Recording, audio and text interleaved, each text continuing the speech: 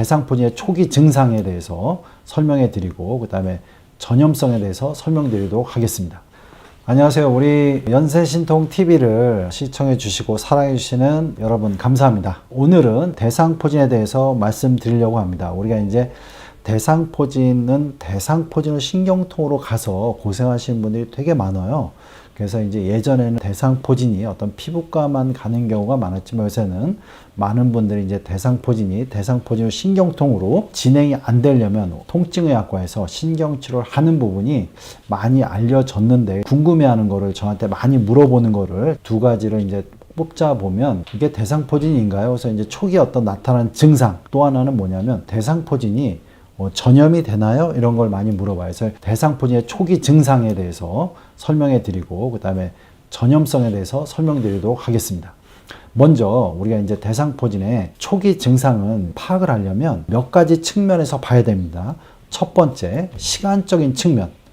대상포진 바이러스에 생기는 건데 이 바이러스가 원래는 어렸을 때 걸리는 수두 바이러스입니다. 그래서 어렸을 때 수두를 앓은 사람은 이 수두 바이러스가 우리 몸에 이제 잠복해 있다가 그냥 비활성화돼 있다가 어느 순간에 이제 활성화가 돼요. 활성화된다는 거는 뭐냐면 면역력이 떨어질 때 활성화된다는 거죠. 즉 면역력이 떨어졌다는 건 한편으로 얘기하면 몸이 많이 피곤하거나 몸 상태가 안 좋을 때를 얘기하는 거죠. 그래서 대상포진의 첫 번째 조건은 뭐냐면 이제 몸이 많이 피곤하거나 많이 스트레스를 받거나 이래서 면역력이 떨어질 수 있는 그런 상황이 있어야 되고요. 두 번째는 그런 면역력이 떨어진 다음에 보통 이 대상포진이 체관 쪽에 많이 옵니다. 물론 얼굴 쪽에 오기도 하고 뭐 하지 쪽에 오기도 하지만 이런 체관 쪽에 많이 오는데 체관을 타고 우리가 신경을 타고 오는 바이러스이기 때문에 이 대상포진 바이러스가 신경을 되게 좋아하기 때문에 흉추에서 나와서 늑간신경을 타고 이렇게 쭉 가기 때문에 이 띠 대자 모양상자 이렇게 띠를 포함하는 이런 양상을 띱니다. 그렇게 면역력이 떨어지고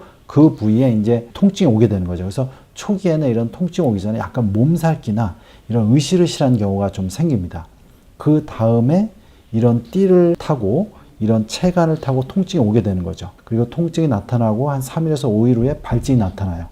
이런 식으로 시간적인 흐름을 보통 갖고 있는 게 대상포진의 특징입니다. 그래서 이런 시간적인 흐름이 좀 맞으셔야 되고 두 번째는 뭐냐면 발진이 생기는데 발진의 양상이 좀 특징적이라는 거죠. 어떤 발진이 생기는 거는 대상포진 말고 단순포진도 있는데 단순포진 같은 경우는 뭐 예를 들어서 뭐 입술에 이쪽에 생기기도 하고 반대쪽에 생기기도 하고 이러는데 대상포진은 이런 신경을 타고 한 분절을 타고 발진이 생기기 때문에 편측성으로 생깁니다. 즉 오른편이면 오른편, 왼편이면 왼편 한쪽으로 생겨요. 일단 편측성이라는 거하고 두 번째 이 발진의 특징이 뭐냐면 약간 군집성입니다. 같은 신경절이면서 군집적으로 납니다. 그래서 발진이 이렇게 뿔겋게 나죠. 그래서 이제 이게 군집적으로 난다는 게 특징적이고 그 다음에 이 발진이 초반에는 이렇게 수포처럼 나다가 그 다음에 좀 지나면 가피를 형성합니다. 이렇게 꺼멓게 돼요. 이런 식으로 시간이 지나면서 발진의 양상이 또 변하게 됩니다. 또 하나 이제 중요한 패턴은 통증의 양상입니다. 통증의 양상이 특징적인데 이게 통증의 양상이 시간에 따라서 되게 변한다는 거죠.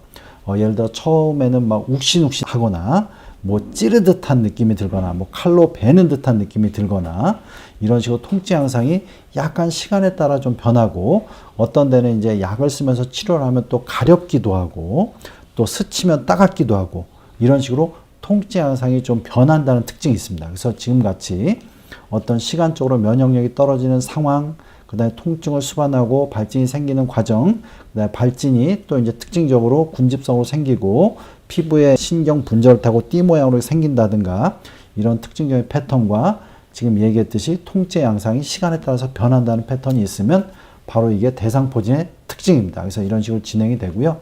그래서 대상포진은 이렇게 점점 초기에 빨리 치료하는 게 되게 중요하고 특히 이제 발진이 생기라고 한 3일 안에 빨리 치료하는 게 되게 중요합니다. 그래서 여러분들 이런 상황이 되면 이게 뭔가 이렇게 고민하시는 게 아니라 빨리 병원에 오시고 특히 단순히 통증이 동반 안 됐다면 피부과로 가도 되지만 통증의학과, 통증이 온다면 통증의학과로 꼭 오시는 게 되게 중요하겠습니다. 마지막으로 여러분한테 정리하고 싶은 거는 뭐냐면 전염력이 있나 이렇게 물어보는 경우가 많은데 그래서 그걸 좀 정리해 드리겠습니다. 원래 이제 대상포진 바이러스는 아까 얘기했듯이 수두 바이러스랑 연관이 된 거예요. 그래서 이제 수두 바이러스 한번 알면 실적으로 대상포진 바이러스에 걸리진 않습니다. 그래서 이제 보통은 대상포진을 가족 중에 누가 앓고 있다 그럴 때 보통 수두를 요새 앓은 사람들이 많기 때문에 그런 사람은 문제가 없는데, 갓난아이, 어린아이는 수두를 안 앓았기 때문에 어린아이는 피하시는 게 되게 중요합니다. 같이 이제 접촉을 안 하셔야 되고요. 그리고 성인이라도 수두를 안 앓았다면, 보통은 다 앓게 되는데 안 앓았다면 이 사람한테는 대상포진을 옮기는 게 아니라 수두를 옮기게 됩니다. 그래서 그 사람은 갑자기 이게 수두같이 전신적인 발진이 생기면서 수두 형식의 질환이 생기게 되는 거죠. 그래서 그런 수두를 안 앓는 사람은 좀 조심을 하셔야 됩니다. 그래서 이제 대상포진은 실적으로 어느 때 이제 주로 전염이 되냐면, 이렇게 발진이 생길 때는 이렇게 수포를 형성하면 그때서부터 전염력이 있고요. 그 다음에 이제 치료를 하다 보면 가피, 발진이 검게 이제 좀 물집이 바뀝니다. 그때서부터는 실적으로 전염력이 없는 거로 돼 있어요. 그래서 초기에 빨리 치료하면 보통 이제 일주 안에 전염력은 다 없어지게 만들 수가 있기 때문에 초기에 빨리 오셔서 신경을 치료하고 항바이러스를 써서 바이러스를 죽여서 빨리 전염력을 없애는 게 중요하겠습니다. 그래서 여러분들이 많이 궁금해하신 걸 제가 오늘 정리해 드렸고, 다음에는 그럼 대상포진 신경통으로 가는 걸 막기 위해서 어떻게 치료하는지, 그리고 어떤 음식이 도움이 되는지, 이렇게 또 가려야 될 음식은 뭔지 이것을 또 정리해서 설명해 드리겠습니다. 예, 연세신통TV 여러분 구독해 주시고요. 여러 영상이 있습니다. 이렇게 참조해 주시기 바랍니다.